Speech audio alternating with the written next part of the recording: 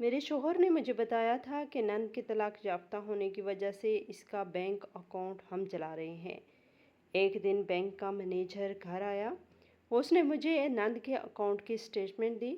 مجھے ہمیشہ لگتا تھا کہ وہ رقم نند کے گھریلو اخراجات اور گزر بسر پر خرچ ہوتی ہوگی، بلکہ اس میں لاکھوں روپے کی ٹرانزیکشن دیکھ کر میرے ہاتھ کانپنے لگے اور پیروں تلے سے زمین نکل گئی، کیونکہ وہ سارے پیسے ایک ایسے اسپتال کے اکاؤنٹ میں جا رہے تھے جہاں میری شادی کو کئی سال گزر چکے تھے، لیکن ہمارے آنگن میں اولاد کی کلکاری نہیں گونجی تھی۔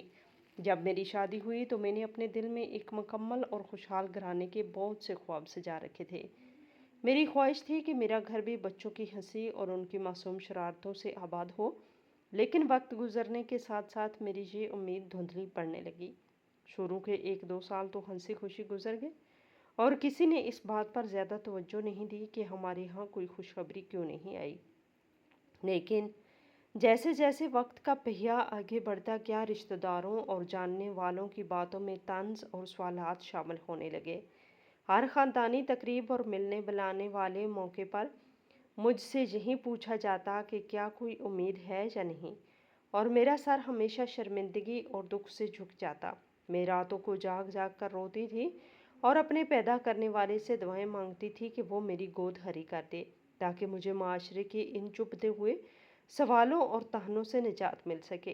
ہم نے کئی نامور اور مشہور معالجین سے اپنا طبی معائنہ بھی کروایا، بہت سی کڑوی دوائیں کھائیں اور ہر وہ ٹوٹکا آزمایا جو کسی نے بھی ہمدردی کے نام پر مجھے بتایا۔ میری زندگی کا ایک بڑا حصہ شفا خانوں کے چکر کاٹتے اور معائنہ کے کاغذات کے نتائج کا انتظار کرتے گزر گیا، لیکن ہر بار مایوسی ہی میرے ہاتھ لگی۔ میرے معائنے کے نتائج ہمیشہ یہی بتاتے تھے کہ مجھ میں کچھ ایسی پیچیدگیاں ہیں جن کی وجہ سے میرے لیے ماں بننا بہت مشکل ہے۔ یہ سن کر میرا دل خون کے آنسو روتا تھا اور میں خود کو ایک نامکمل اور کمتر عورت سمجھنے لگی تھی۔ مجھے لگتا تھا کہ میں اپنے شوہر کی زندگی خراب کر رہی ہوں اور اسے وہ خوشی نہیں دے پا رہی جو ہر مرد کا بنیادی حق ہوتا ہے۔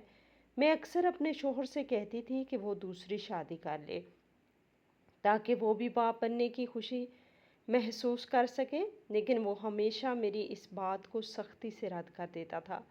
میرا شوہر میرے سامنے تو ہمیشہ بے پناہ صبر اور محبت کا مظاہرہ کرتا تھا۔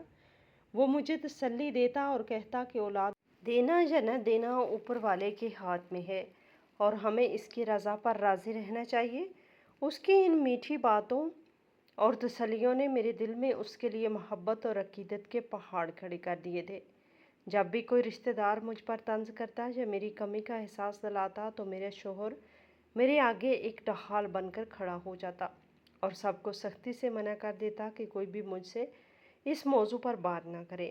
اس کے اس رویے کی وجہ سے مجھے اس پر اندھا اعتبار ہو گیا تھا۔ مجھے لگتا تھا کہ وہ دنیا کا سب سے بہترین جیون ساتھی ہے، جو میری اس قدر بڑی کمی کے باوجود مجھ سے سچی محبت کرتا ہے اور مجھے کبھی تنہا نہیں چھوڑے گا۔ میں اس کی ہر بات مانتی تھی اور اس کی ہر ضرورت کا خیال رکھنے کو اپنی زندگی کا سب سے اہم مقصد سمجھتی تھی۔ میں نے اپنے دل میں یہ طے کر لیا تھا کہ چونکہ میں اسے اولاد کی خوشی نہیں دے سکی، اسی لیے میں اس کی زندگی میں کسی اور چیز کی کمی نہیں آنے دوں گی۔ ہمارا گھر ظاہری طور پر بہت پرسکون تھا، لیکن مجھے اس کی آنکھوں میں بعض اوقات ایک خاموش اداسی نظر آتی تھی جسے وہ مجھ سے چھپانے کی کوشش کرتا تھا، اور میں اس کی اس اداسی کو دیکھ کر اندر ہی اندر گھٹتی رہتی تھی۔ اسی دوران ہمارے خاندان میں ایک اور بڑا اور دکھ بھرا واقعہ پیش آیا۔ میری نند، جو کہ میرے شوہر کی اکلوتی اور لاڈلی بہن تھی، اس کی شادی ناکام ہو گئی۔ اس کی شادی بڑے دھوم دھام سے ایک کھاتے پیتے گھرانے میں کی گئی تھی، لیکن بدقسمتی سے اس کا شوہر انتہائی ظالم اور لالچی انسان نکلا۔ شادی کے کچھ ہی عرصے بعد اس نے میری نند پر ظلم کرنا شروع کر دیا اور اس سے مزید مال و اسباب کا مطالبہ کرنے لگا۔ میری نند نے بہت عرصہ تک وہ ظلم سہا اور ہر ممکن کوشش کی کہ اس کا گھر بچ جائے، لیکن جب حالات برداشت سے باہر ہو گئے تو اس نے اپنے خاوند کا گھر چھوڑنے کا اعلان کر لیا اور روتی پیٹتی اپنے میکے واپس آ گئی۔ خاندان کے بڑوں نے بہت کوشش کی کہ معاملہ سلجھ جائے، لیکن اس کا شوہر کسی بھی صورت میں ماننے کو تیار نہیں تھا और आखिरकार उसने मेरी नंद को तलाक देकर रिश्ते को हमेशा के लिए ख़त्म कर दिया। ये हमारी ख़ानदानी इज़्ज़त के लिए एक बहुत बड़ा धचका था। मेरी नंद जो कभी बहुत हंसती खेलती और चहकती थी रहती थी, तलाक के बाद वो बिल्कुल खामोश और ज़िंदा लाश बन गई। उसका सारा एतमाद ख़त्म हो गया था और वो हर वक्त अपने कमरे में बंद रहती थी।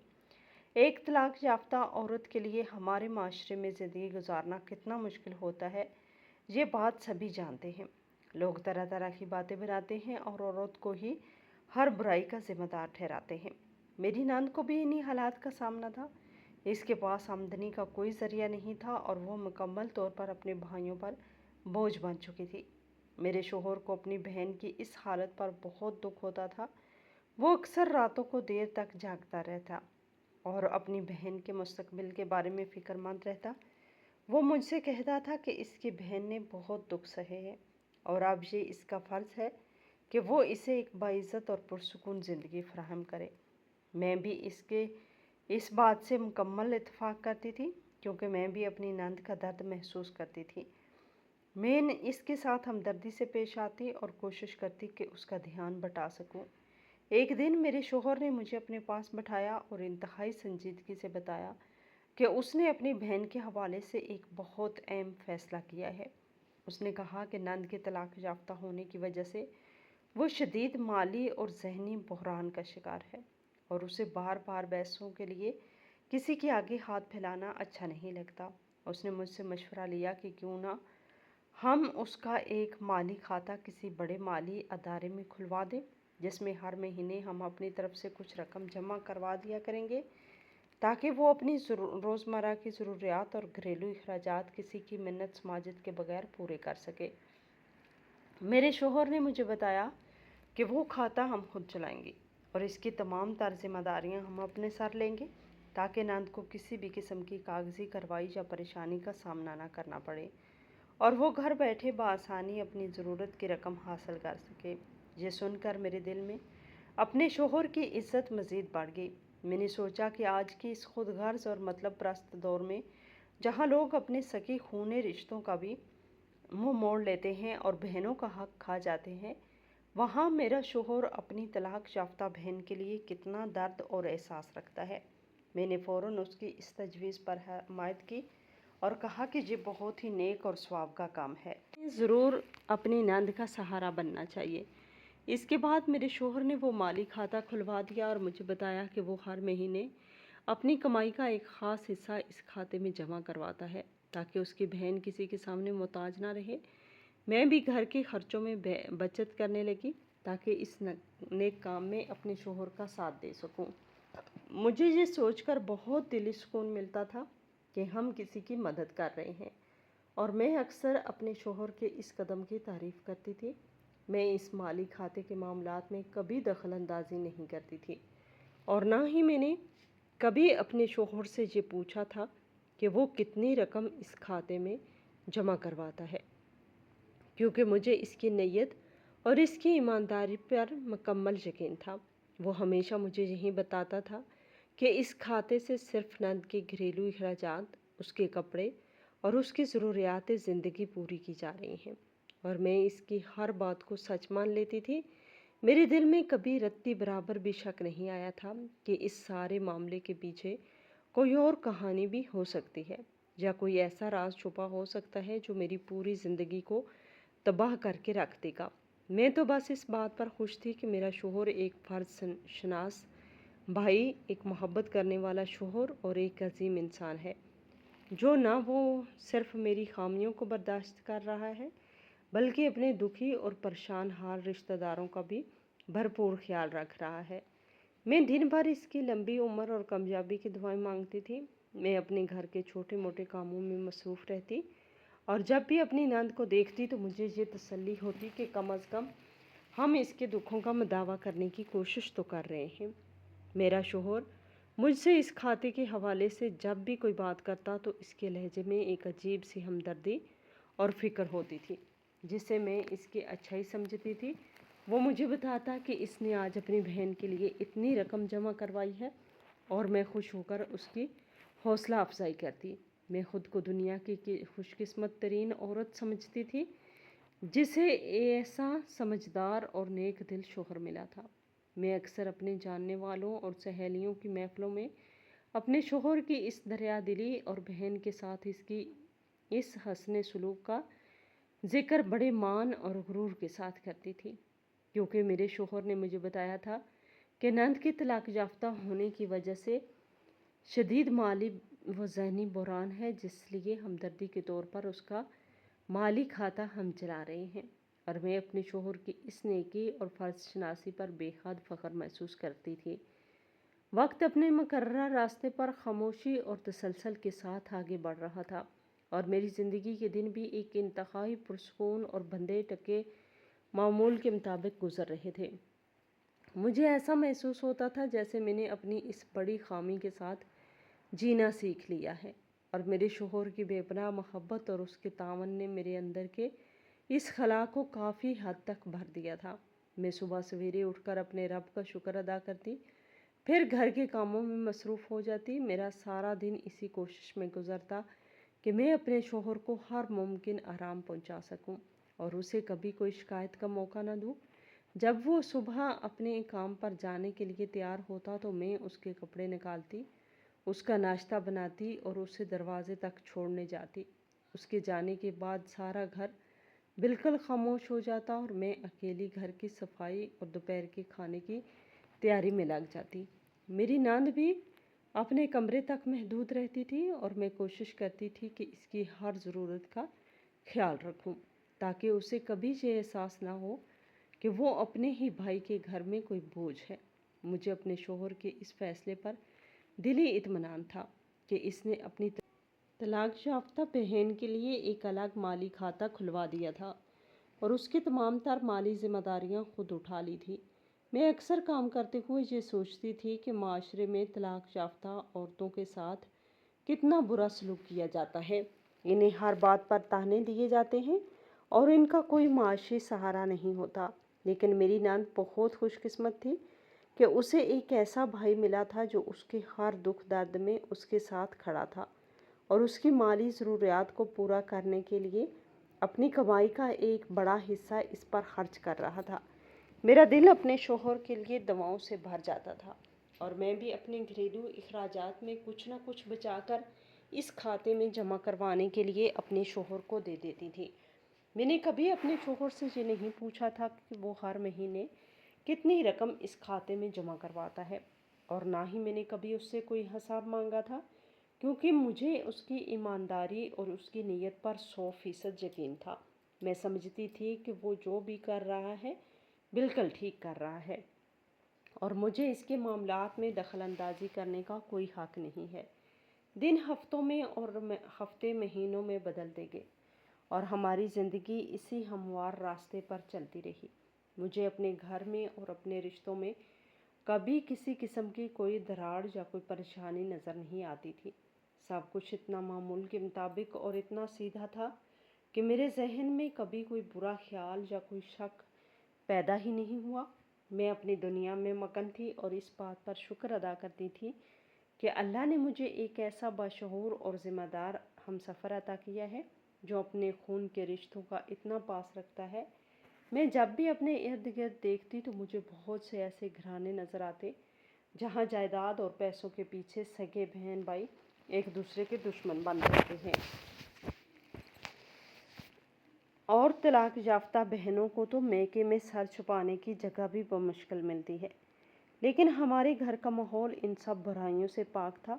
میرا شوہر اپنی بہن کی ہر چھوٹی بڑی ضرورت کا خیال رکھتا تھا اور میں بھی اس کام میں اس کی پوری مدد کرتی تھی۔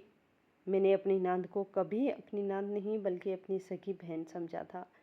میں اس کے دکھ کو اپنا دکھ سمجھتی تھی اور میری ہمیشہ یہی کوشش رہتی تھی کہ اس کے چہرے پر کسی طرح مسکراہٹ واپس آ جائے، لیکن وہ اپنی ناکام شادی کے صدمے سے پوری طرح باہر نہیں آ سکی تھی اور زیادہ تر وقت خاموشی رہتی تھی۔ میں اس کی خاموشی کا احترام کرتی تھی اور اسے اس کے حال پہ چھوڑ دیتی تھی تاکہ وہ خود کو ذہنی طور پر مضبوط کر سکے۔ ایک دن کا ذکر ہے کہ میں نے روزمرہ کے تمام کام جلدی ختم کر لیے تھے۔ میرا شوہر اپنے معمول کے مطابق सुबह ही अपने काम पे जा चुका था और मेरी नंद भी अपने कमरे में आराम कर रही थी। मैंने घर की सफाई की, बर्तन धोए और दोपहर का खाना तैयार किया। दोपहर का वक्त था और घर में एक गहरी खामोशी छाई हुई थी। मैं अपने कमरे में बैठी कुछ कपड़ों की सिलाई कर रही थी और साथ ही मेरे जहन में घर के छोटे मोटे मामलात चल रहे थे कि अचानक घर के बैरूनी दरवाजे की घंटी बजी। दोपहर के इस वक्त अमूमन हमारे घर में कोई नहीं आता था, इसीलिए दरवाजे की इस अचानक आवाज़ ने मुझे थोड़ा हैरान कर दिया। मैंने अपने हाथ में पकड़ा हुआ कपड़ा एक तरफ रखा और सर पर दुपट्टा ओढ़कर दरवाजे की तरफ चल पड़ी।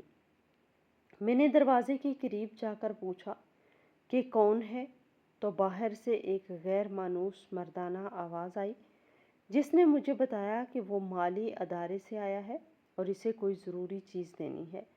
मैंने दरवाजे को थोड़ा सा खोला तो सामने एक बावकार सा आदमी खड़ा था जिसके हाथ में कुछ कागजात और एक बंद लिफाफा था। उसने मुझसे पूछा कि क्या ये मेरे शोहर का घर है। मैंने इस बात में सर हिलाया तो उसने कहा वो माली अदारे का मुंतजिम है जहाँ मेरी नंद का खाता चल रहा है।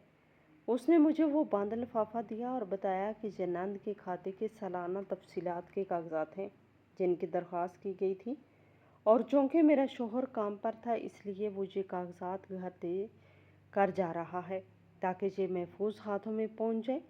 मैंने वो लिफाफा इससे ले लिया और उसका शुक्रिया अदा करके दोबारा दरवाज़ा बंद कर दिया। मैं वो लिफाफा हाथ में पकड़े हुए वापस अपने कमरे की तरफ आ गई। मेरे जहन में इस वक्त तक कोई भी मनफी बात या कोई परेशानी नहीं थी। मैंने इस लिफाफे को बिल्कुल एक आम सी डाक समझकर अपनी मेज़ पर रख दिया और दोबारा अपने काम में लग गई, लेकिन मेरा ध्यान बार बार इस लिफाफे की तरफ जा रहा था। मैंने कपड़ों की सिलाई मुकम्मल की और फिर मेज़ के पास आकर खड़ी हो गई। मैं इस बंद लिफाफे को देख रही थी और मेरे जहन में कई तरह के ख्यालात गर्दिश कर रहे थे।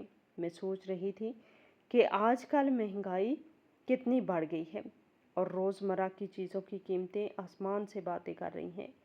एक आम इंसान के लिए अपना गुजारा करना कितना मुश्किल हो गया है। मेरी नंद की कोई अपनी आमदनी नहीं थी और वो मुकम्मल तौर पर इस खाते पर मुनहसर थी। मैंने सोचा कि पता नहीं इसकी माहाना ज़रूरियात किस तरह पूरी हो रही होंगी।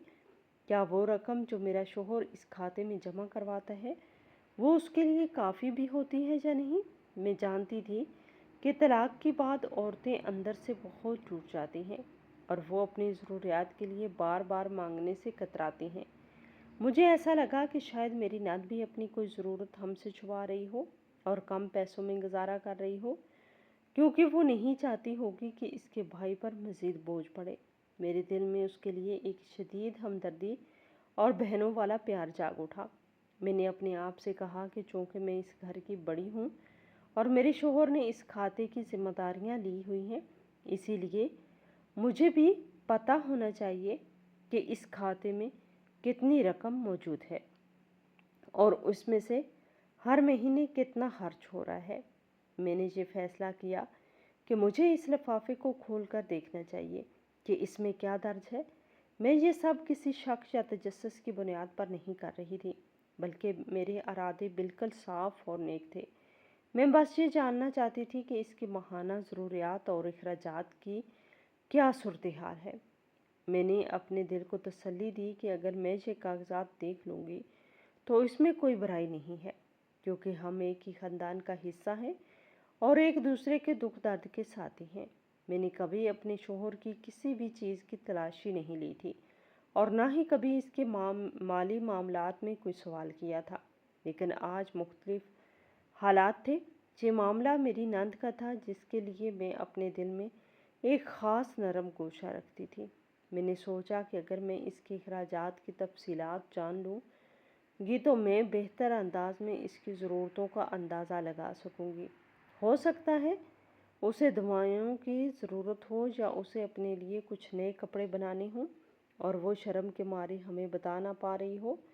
औरत होने के नाते मैं एक दूसरी औरत की इन छोटी छोटी ज़रूरतों को ज़्यादा अच्छी तरह से समझ सकती थी, जो मर्द अक्सर नज़रअंदाज कर देते हैं। मेरा शोहर सारा दिन काम में मसरूफ़ रहता था और हो सकता है वो इन बारीक बीनियों पर ध्यान ना दे पा रहा हो। मैंने खुद को कायल कर लिया कि मेरा ये कदम हमारी ख़ानदानी बेहतरी के लिए है। मैंने लिफाफे को अपने हाथ में लिया। वो काफ़ी मोटा और भारी था, जिससे अंदाज़ा हो रहा था कि इसके अंदर पिछले पूरे 1 साल का मुकम्मल और तफसीली हिसाब मौजूद है। मैंने एहतियात से इस लिफाफे का किनारा फाड़ा ताकि अंदर मौजूद कागजात को कोई नुकसान न पहुँचे। मेरे अंदर किसी किस्म का कोई चोर नहीं था और मेरे हाथ बिल्कुल पुरसुकून थे। मैं बस इन कागजात को देखकर इनको वापस इसी तरह लिफाफे में बंद करके अपने शोहर के हवाले करने का इरादा रखती थी। जब वो शाम को घर वापस आएगा, मैंने लिफाफे के अंदर से तय किए हुए कागजात को बाहर निकाला और उन्हें सीधा किया।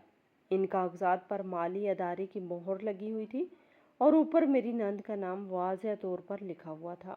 मैंने इन कागजात को पढ़ने के लिए अपनी ऐनक पहनी और बड़ी तसल्ली के साथ उनका जायज़ा लेना शुरू किया। मेरे जहन में बस यही एक सीधा और साफ ख्याल था कि मैं इस खाते की सालाना तफसील का जायज़ा लूँगी, ताकि मुझे अंदाज़ा हो सके कि नंद के माहाना अखराजात कितने हैं और उसकी गुज़र बसर कैसे हो रही है, ताकि मैं अपने शोहर से कहकर इसकी मज़ीद माली मदद करवा सकूं। मैंने पूरी हमदर्दी और नेक नीति के साथ इन कागजात को अपने सामने सीधा किया और उन पर लिखी हुई तफसीलात को बहुत ध्यान से पढ़ना शुरू किया। मेरे जहन में बस यही एक ख्याल था कि इसमें घर के रोज़मर्रा के आम खर्चों का जिक्र होगा, जैसे सौदा सर्फ लाने के लिए दुकानदार को दिए गए पैसे या फिर कपड़ों की खरीदारी पर खर्च होने वाले चंद हज़ार रुपए। मैं एक एक सत्र को बहुत गौर से देख रही थी ताकि मुझे अंदाज़ा हो सके कि मेरी नंद अपनी आम ज़रूरत की चीज़ों पर माहाना कितने पैसे लगाती है। लेकिन जैसे ही मेरी नज़रें इन कागजात पर दर्ज रकम वाले खाने पर पड़ी तो मुझे अचानक अपने देखने पर शक होने लगा। मेरी आंखों के सामने लिखे हुए वो हिंसे किसी आम घरेलू खर्च के हरगिज़ नहीं थे। वहाँ लिखी गई रकमें इतनी बड़ी थी कि उन्हें देखकर मेरा दिमाग एक लम्हे के लिए मुकम्मल तौर पर सुन्न हो गया। मैंने जल्दी से अपनी ऐनक को दुरुस्त किया और दोबारा इन हिंसों को गिनना शुरू किया। मेरा दिल ज़ोर से धड़का, क्योंकि वो रकमें चंद हज़ारों में नहीं बल्कि कई लाखों में थी। हर महीने के इख्तिताम पर एक बहुत बड़ी रकम इस खाते से गायब हो रही थी और ये ख़तरनाक सिलसिला पिछले कई महीनों से बग़ैर किसी वक्फे के मुसलसल चल रहा था। मैंने ज़हन ही ज़हन में इन सारी रकमों का हिसाब लगाया तो कुल रकम इतनी ज़्यादा बनती थी कि इससे कोई भी गरीब इंसान अपना पूरा घर बना सकता था। मुझे हमेशा लगता था कि वो रकम मेरी नंद के रोज़मर्रा के घरेलू अखराजात और आम गुज़र बसर पर ही खर्च होती होगी। लेकिन इस खाते में दर्ज लाखों रुपए की इस कदर बड़ी और मुसलसल मुंतकली देखकर मेरे हाथ बुरी तरह कांपने लगे। मेरी टांगों से जान निकल गई। मेरे माथे पे सर्द पसीना आ गया और मेरे दिल की धड़कन इस कदर तेज़ हो गई कि मुझे अपना सांस घुटता हुआ महसूस होने लगा।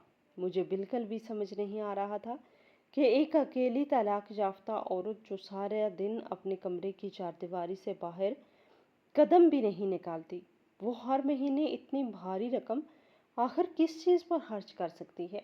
मेरे जहन में कई तरह के खौफनाक सवालात तेज़ी से जन्म लेने लगे। मैंने अपने कांपते हुए हाथों से इन कागजात को अपने चेहरे के मज़ीद करीब किया ताकि मैं ये देख सकूं कि ये लाखों रुपए आखिर किसको दिए जा रहे हैं। मैंने वसूल करने वाले का नाम पढ़ा। पढ़ने के लिए तफसील वाले खाने पर अपनी नज़र दौड़ाई तो वो पढ़कर मेरे पैरों तले से ज़मीन निकल गई, क्योंकि वो पैसे किसी कपड़े वाले या किसी परचून वाले दुकानदार को नहीं भेजे जा रहे थे, बल्कि वो सारी रकमें बाकायदगी से एक ख़ास जगह मुंतकिल की जा रही थी। वो सब पढ़कर मेरी हालत ऐसी हो गई जैसे किसी ने मेरे सर पर कोई बहुत भारी पत्थर दे मारा हो। मेरे वजूद के अंदर एक शदीद ज़लज़ला आ गया और मुझे अपने इर्द गिर्द की दीवारें घूमती हुई महसूस होने लगी। मेरी आंखों के सामने एक भयानक अंधेरा छाने लगा, क्योंकि वो सारे पैसे एक ऐसे अस्पताल के अकाउंट में जा रहे थे जहां सिर्फ ख्वातीन के बांझपन का इलाज किया जा रहा था।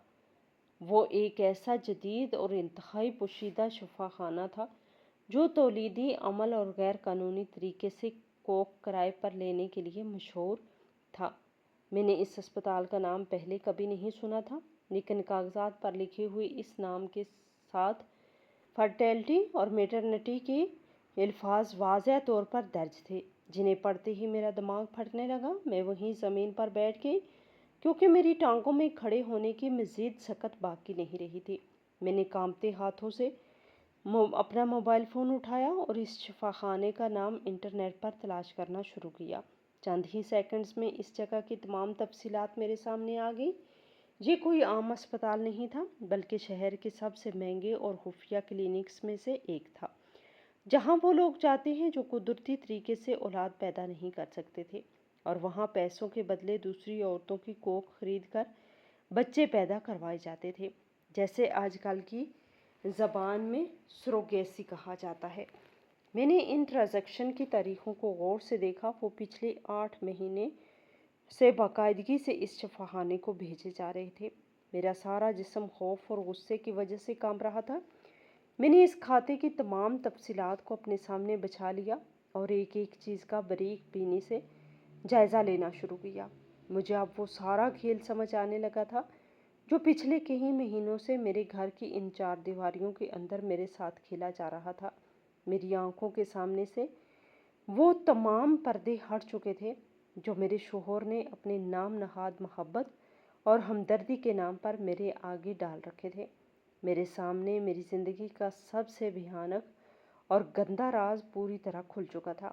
میرے شوہر کو یہ بات پوری طرح یقین ہو چکی تھی کہ میں اسے کبھی اولاد کی خوشی نہیں دے سکتی۔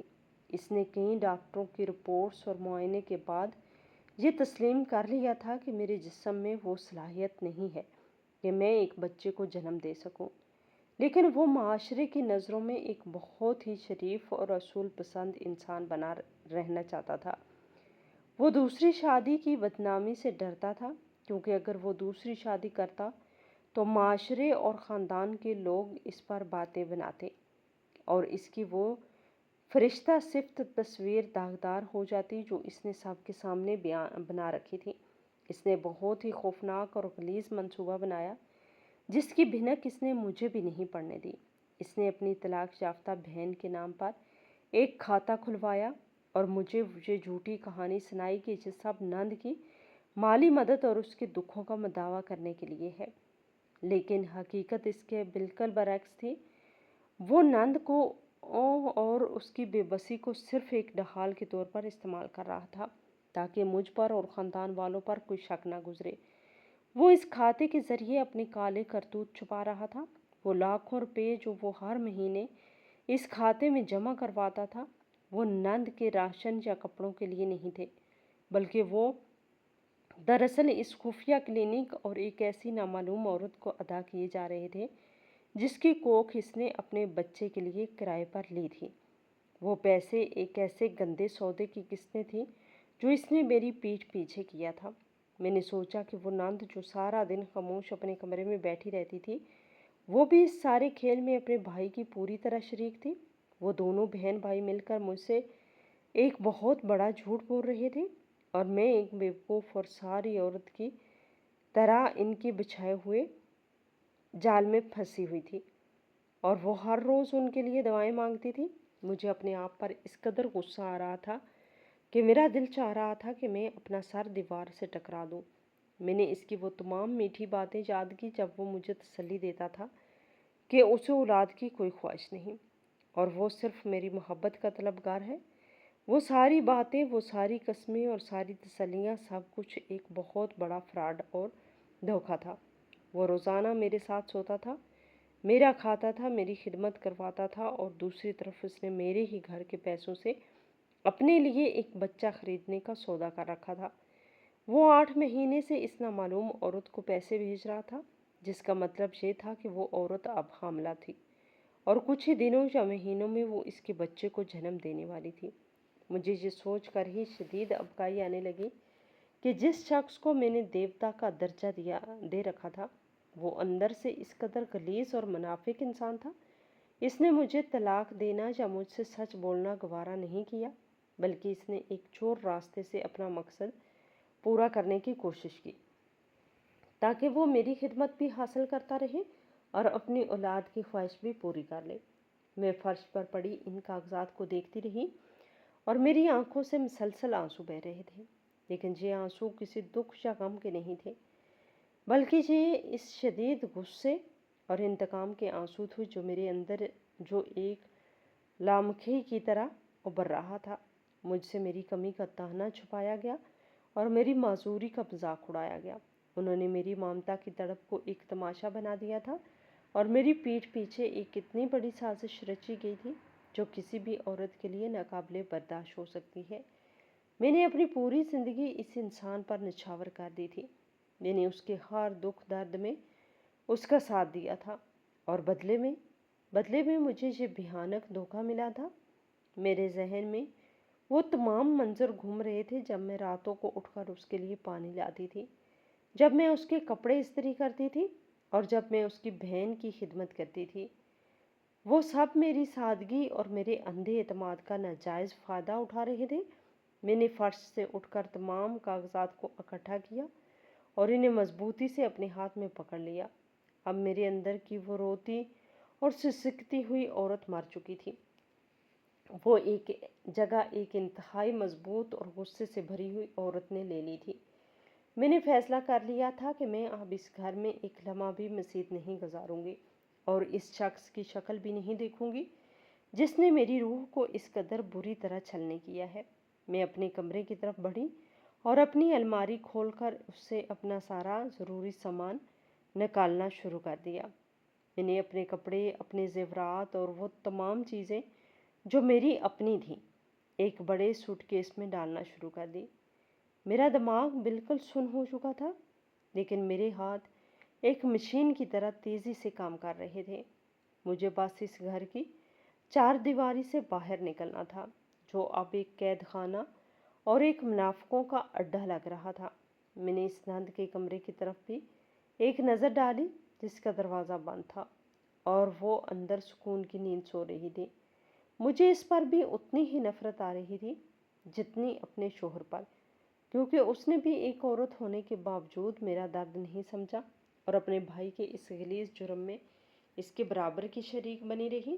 میں نے اپنا سوٹ کیس تیار کیا اور اسے دروازے کے پاس لا کر رکھ دیا۔ میں نے وہ بینک کی اسٹیٹمنٹ والے کاغذات اور اسپتال کی وہ تمام تفصیلات جو میں نے انٹرنیٹ سے نکالی تھی انہیں ایک لفافے میں ڈال کر میز کے بالکل بیچ میں رکھ دیا تاکہ وہ جب گھر آئے تو اسے پتہ چل جائے کہ اس کا سارا مکرو کھیل اور اس کی منافقت بے نقاب ہو چکی ہے اور میں اس کا کچا چھٹا جان چکی ہوں۔ میں نے ایک گہری سانس لی اور اس گھر کی دیواروں کو آخری بار دیکھا جہاں میں نے اپنی زندگی کے کئی قیمتی سال برباد کیے تھے اور جہاں میں نے ایک شراب کے پیچھے اپنی جوانی گنوا دی تھی۔ اب میں اس شخص کے آنے کا انتظار کر رہی تھی تاکہ میں اس کے منہ پر یہ ساری حقیقت مار سکوں اور اس کے اس منافقانہ چہرے سے شرافت کا وہ لبادہ نوچ سکوں جو اس نے اتنے سالوں سے اوڑھ رکھا تھا۔ میں اپنے سامان کا بکس دروازے کے پاس رکھے صوفے پر خاموشی سے بیٹھی تھی اور میرے اندر کا طوفان اب ایک سرد اور خوفناک خاموشی میں بدل چکا تھا۔ شام کے سائے گہرے ہونا شروع ہو گئے تھے اور گھر کے اندر کا اندھیرا میرے دل کے اندھیرے سے مل کر ایک عجیب سی وحشت پیدا کر رہا تھا۔ میں نے جان بوجھ کر کمرے میں بتی نہیں جلائی تھی کیونکہ میں چاہتی تھی کہ وہ شخص جب اندر آئے تو اسے اس بات کا احساس ہو کہ اس گھر کی روشنی اب ہمیشہ کے لیے بجھ چکی ہے۔ میرا سارا دھیان بیرونی دروازے کی طرف تھا اور میرے کان اس کی قدموں کی آہٹ سننے کے لیے بےتاب تھے۔ میرا دماغ بار بار ان تمام سالوں کا حساب کر رہا تھا جو میں نے اس منافق انسان کی خدمت میں گزار دیے تھے۔ میں نے اپنی جوانی، اپنی خوشیاں اور اپنی ہر خواہش اس شخص کے قدموں میں نچھاور کر دی تھی، لیکن بدلے میں مجھے صرف ایک کھوکھلا اور جھوٹا رشتہ ملا تھا۔ وقت گزرنے کے ساتھ ساتھ میرا غصہ مزید پختہ ہو رہا تھا اور میری آنکھوں کی نمی مکمل طور پر خشک ہو چکی تھی۔ اب مجھے اس پر یا اپنے آپ پر کوئی رونا نہیں آ رہا تھا، بلکہ مجھے ایک عجیب سی طاقت محسوس ہو رہی تھی جو مجھے اس رشتے کی زنجیریں توڑنے پر مجبور کر رہی تھی۔ آخر کار کئی گھنٹوں کی طویل اور اذیت ناک इंतज़ार के बाद मुझे बैरूनी दरवाजे का ताला खुलने की आवाज़ सुनाई दी। मेरे जिस्म के तमाम पट्टे खिंच गए और मैंने अपनी मुट्ठियों को सख्ती से खींच लिया। दरवाज़ा खुला और वो शख्स अपने रोज़मर्रा के मामूल के मुताबिक अंदर दाखिल हुआ। उसके कदमों की आवाज़ दालान से होती हुई कमरे की तरफ आ रही थी। इसने दालान की बत्ती जलाई और मुस्कुराता हुआ कमरे के दरवाजे पर आकर खड़ा हो गया। उसके चेहरे पर वही झूठी और मकार मुस्कुराहट थी जो वो हर रोज़ मुझे दिखाता था, लेकिन आज वो मुस्कुराहट मुझे दुनिया की सबसे गलीज़ और मकरूह चीज़ लग रही थी। उसने कमरे में अंधेरा देखकर हैरत से मेरी तरफ देखा और फिर उसकी नज़र दरवाजे के पास रखे पड़े मेरे सामान पर पड़ी। उसके चेहरे के तासरात अचानक बदल गए और उसकी वो मुस्कुराहट गायब हो गई। उसने परेशानी के आलम में मुझसे पूछा कि ये सब क्या है और मैंने ये सामान क्यों बांधा है। क्या कोई हंगामी सूरत हाल पेश आ गई है या मुझे अपने मेके जाना है। इसकी वो हमदर्दी भरी और फिक्रमंद आवाज़ सुनकर मेरे अंदर नफ़रत का एक लावा फट पड़ा।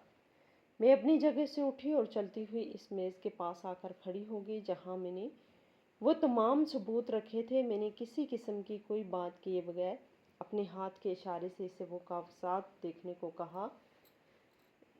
उसने नासमझी के आलम में कदम आगे बढ़ाए और मेज़ पर पड़े हुए इस लिफाफे और इन कागजात को अपने हाथ में उठा लिया। जैसे ही उसने माली अदारे की वो तफसीलात और इस शफाखाने के हवाले से मेरी निकाली गई मालूमात पर नज़र डाली तो उसके हाथ कांपना शुरू हो गए। उसके चेहरे का रंग बिल्कुल सफ़ेद पड़ गया और इसके माथे पे सर्द पसीने की बूंदें चमकने लगी। वो समझ चुका था कि उसका सारा मकरूह खेल और उसकी वो मुनाफ़िकत जिस पर इसने इतनी मेहनत से पर्दा डाल रखा था अब पूरी तरह बेनकाब हो चुकी है। उसने घबरा कर कागजात को वापस मेज़ पर फेंका और मेरी तरफ देखकर हकलाते हुए कुछ कहने की कोशिश की। वो कोई झूठी कहानी घड़ने और मुझे बेवकूफ़ बनाने के लिए अल्फाज तलाश कर रहा था, लेकिन आज उसके मुंह से कोई आवाज़ नहीं निकल रही थी। उसकी ये हालत देखकर मेरी खामोशी टूट गई और मैंने पूरी ताकत से इस पर चीखना शुरू कर दिया। मैंने उससे पूछा कि क्या यही इसकी वो मोहब्बत और वो सच्चाई थी जिसके वो रोज़ दावे करता था। मैंने इसके मुंह पर वो सारी बातें मारी जो उसने मुझसे छुपा कर रखी थी। मैंने उसे बताया कि मुझे इसके इस गलीज़ सौदे का इल्म हो चुका है जो उसने अपनी तलाक याफ्ता बहन के खाते की आड़ में एक नामालूम औरत की कोख खरीदने के लिए किया था। मैंने उससे कहा कि अगर उसे औलाद की इतनी ही तलब थी तो वो मुझसे सच बोलकर दूसरी शादी कर लेता। मैं उसे खुशी खुशी इजाज़त दे देती और उसका घर बसाकर खुद कहीं दूर चली जाती, लेकिन उसने एक बुज़दिल और मुनाफिक इंसान की तरह मेरी पीठ में छुरा घोंपा और मुझे एक नौकरानी की तरह अपने घर में रख कर मेरे पैसों और मेरी खिदमत का नाजायज़ फ़ायदा उठाया। मेरी ऊंची आवाज़ सुनकर नंद भी घबरा कर अपने कमरे से बाहर निकल आई और मुझे यूं गुस्से से चीखता हुआ देखकर हैरान रह गई। लेकिन जब इसकी नज़र मेज़ पर पड़े इन कागजात पर पड़ी तो उसकी भी टांगों से जान निकल गई और वो शर्मिंदगी से सर झुकाकर दीवार के साथ लग गई। मैंने अपना रुख नंद की तरफ किया और उसे भी खूब खरी खरी सुनाई। मैंने उससे कहा कि एक औरत होने के नाते वो खुद एक नाकाम शादी का दुख झेलने के बावजूद उसने दूसरी औरत के साथ इतना बड़ा धोखा करने में अपने भाई का साथ दिया। उसने मेरी हमदर्दी और मेरी खिदमत का ये सिला दिया कि वो मेरे ही खिलाफ एक इतनी बड़ी साजिश का हिस्सा बन गई। मैंने उन दोनों बहन भाइयों को बताया कि उन्होंने मेरी ममता की कमी का मजाक उड़ाकर अपनी असलियत दिखा दी है और अब मैं इन दरिंदों के साथ एक लम्हा भी मज़ीद इस घर में नहीं रुकूंगी। मेरा शोहर मेरे कदमों में गिरने लगा और मेरे हाथ पकड़कर मुझे रोकने की कोशिश करने लगा। वो मुझसे मिन्नतें कर रहा था कि मैं उसकी बात सुन लूं और उसे एक मौका दे दूं। वो रो रो कर कह रहा था कि उसने ये सब सिर्फ इसलिए किया क्योंकि वो मुझे खोना नहीं चाहता था और वो माशरे की बातों से डरता था। वो मुझे यकीन दिला रहा था कि वो इस बच्चे को घर लाकर मुझे ही इसकी माँ बनाकर पेश करना चाहता था, लेकिन इसकी ये सब बातें अब मेरे लिए किसी जहर से कम नहीं थी। اس کے منہ سے نکلنے والا ہر لفظ مجھے کھوکھلا اور جھوٹا لگ رہا تھا۔ میں نے پوری طاقت سے اس کا ہاتھ جھٹکا اور اسے اپنے آپ سے دور دھکیل دیا۔ میں نے اسے خبردار کیا کہ اگر اس نے مجھے چھونے یا مجھے روکنے کی کوشش کی تو میں محلے کے تمام لوگوں کو اکٹھا کر لوں گی اور اس کی وہ فرشتہ صفت تصویر جو اس نے سب کے سامنے بنا رکھی ہے اسے خاک میں ملا دوں گی۔ میری آنکھوں میں اس قدر غصہ اور نفرت تھی کہ وہ مجھ سے ڈر کر پیچھے ہٹ گیا۔ میں نے اپنا قیمتی سامان کا بکس اٹھایا اور بغیر پیچھے مڑے اس گھر کے بیرونی دروازے کی طرف چل پڑی۔ میں نے جب اس گھر کی دہلیز کو پار کیا تو مجھے ایسا لگا جیسے میں کسی بہت بڑے عذاب سے آزاد ہو چکی ہوں۔ باہر کی کھلی اور تازہ ہوا نے میرے تپتے ہوئے چہرے کو چھوا تو مجھے ایک عجیب سا سکون محسوس ہوا۔ میں نے ایک سواری روکی اور اپنے سامان کے ساتھ اس میں بیٹھ کر اپنے والدین کے گھر کی طرف روانہ ہو گئی۔ راستے بھر میں سوچتی رہی کہ انسان کتنی جلدی بدل جاتا ہے اور جس پر ہم سب سے زیادہ اعتبار کرتے ہیں وہی ہمیں سب سے گہرا زخم دے جاتا ہے۔ جب میں اپنے والدین کے گھر پہنچی تو انہیں اچانک اس حالت میں دیکھ کر شدید صدمہ پہنچا۔ میں نے روتے ہوئے انہیں وہ تمام کاغذات دکھائے اور وہ ساری حقیقت بتائی جو میں نے آج ہی جانی تھی۔ میرے والدین بھی اس منافقت اور دھوکے پر خون کے آنسو رو پڑے۔ انہوں نے مجھے گلے لگایا اور مجھے تسلی دی کہ میں نے جو فیصلہ کیا وہ بالکل درست ہے اور وہ ہر قدم پر میرا ساتھ دیں گے۔ اس رات مجھے اپنے گھر کے پرسکون بستر پر سوئی تو مجھے ایسا محسوس ہوا جیسے میرے کندھوں سے کوئی بہت بھاری بوجھ اتر گیا ہو۔ میری ساری پریشانیاں اور وہ خوف جو مجھے ہر وقت گھیرے رکھتا تھا اب ہمیشہ کے لیے ختم ہو چکا تھا۔ اگلے ہی دن میں نے اپنے والد کے ساتھ جا کر شہر کے ایک قابل قانون دان سے ملاقات کی اور اس کے سامنے تمام ثبوت رکھ دیے۔ اس نے میری بات تسلی سے سنی اور اسی وقت میرے شوہر کے نام علادگی کا نوٹس تیار کروا کر بھیج دیا۔ میں نے فیصلہ کر لیا تھا کہ میں اب اس انسان سے کوئی تعلق نہیں رکھوں گی جس نے میری محبت اور میری وفاداری کو ایک غلیظ سودے کی بھینٹ چڑھا دیا تھا۔ وہ نوٹس ملتے ہی میرے شوہر کے خاندان میں ایک بھونچال آ گیا۔ اس کی وہ ساری عزت اور وہ شرافت کا لبادہ جو اس نے اوڑھ رکھا تھا وہ سب کے سامنے تار تار ہو گیا۔ خاندان کے تمام لوگوں کو جب اس کی اس مکروہ حالت اور کوکھ خریدنے کے اس کام کا پتہ چلا تو سب نے اس سے منہ موڑ لیا اور اس پر ملامت کرنے لگے۔ اس کی طلاق یافتہ بہن کا بھی معاشرے میں رہنا محال ہو گیا اور ان دونوں کی زندگیاں ایک عبرت کا نشان بن گئی۔ دوسری طرف سے میں نے اپنی زندگی کا ایک نیا آغاز کیا۔ میں نے خود کو مضبوط کیا اور یہ طے کیا کہ میں اپنی اس خامی کو اپنی کمزوری نہیں بننے دوں گی۔ میں نے ایک مقامی درسگاہ میں بچوں کو پڑھانے کی نوکری اختیار کر لی اور اپنی زندگی ان معصوم بچوں کی تعلیم اور ان کی محبت کے لیے وقف کر دی۔ میں نے سمجھ لیا تھا کہ ممتا صرف بچے کو جنم دینے کا نام نہیں ہے بلکہ کسی کی پرورش اور کسی کی محبت دینے کا نام بھی ممتا ہی ہے۔